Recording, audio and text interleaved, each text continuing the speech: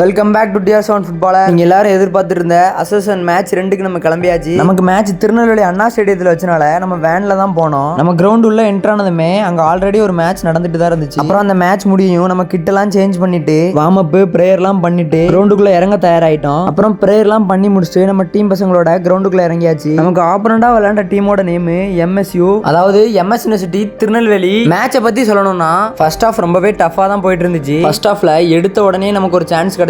ஆனா நம்ம சிவா மிஸ் பண்ணிட்டான். அதை ஃபர்ஸ்ட் ஆஃப் ஸ்கோர் என்னன்னு கேட்டீங்கன்னா நம்ம 1 அவங்க 4. அப்புறம் செகண்ட் ஆஃப்ல நம்ம எந்த ஸ்கோருமே பண்ணல. ஆனா அவங்க ஒரு 3 கோல் ஸ்கோர் பண்ணிட்டாங்க. Second half result 0-3. என்ன ப்ரோ 1-7 சொல்லிட்டு லூஸ் பண்ணிருக்கீங்க, ஆப்போனன்ட் அவ்வளவு ஸ்ட்ராங்காவா ப்ரோ இருந்தாங்க அப்படின்னு கேட்டீங்கன்னா அவங்களுக்கு கிடைச்ச சான்ஸ் ஃபுல்லாமே அவங்க யூட்டிலைஸ் பண்ணிட்டாங்க. பட் ஆனா நமக்கு நிறைய சான்ஸ் கிடைச்சது, நம்ம எதையுமே யூட்டிலைஸ் பண்ணல. மேட்ச் முடிச்சுட்டு வெளியே வரும்போது ஒரு ப்ரோ கேட்டாரு, என்ன ப்ரோ ரீல்ஸ் வருமா அப்படின்னு சொல்லிட்டு. கேட்டதெல்லாம் பிரச்சனை இல்லை, ஆனா அவர் ஒரு மாதிரி ஏளனமா கேட்டாரு. என்னதான் அவன் கெஸ்ட் போட்டு 7 கோல் அடிச்சிருந்தாலும் நான் என் சொந்த ஊர் டீமை வச்சு ப்ராப்பரான பிராக்டிஸ் இல்லாம, ப்ராப்பரான கிரவுண்ட் இல்லாம, அதிகமான மேட்ச் எக்ஸ்பீரியன்ஸ் இல்லாம எனக்கு எதிராக நாங்க ஒழுங்கா விளையாடாமையே ஒரு கோல் அடிச்சிருக்கோம். அதுக்காக நான் ஒரு கோல் அடிச்சதை பெருமையாலாம் சொல்ல வரல. இன்னமும் எங்க டீம்மேட்ஸோட ஹார்ட் ஒர்க் பண்ணிட்டு அண்டர்ஸ்டாண்டிங்லாம் பில்ட் பண்ணிட்டு ஒரு நாள் இல்லைனா ஒரு நாள் நாங்களும் கண்டிப்பா ஜெயிப்போம்.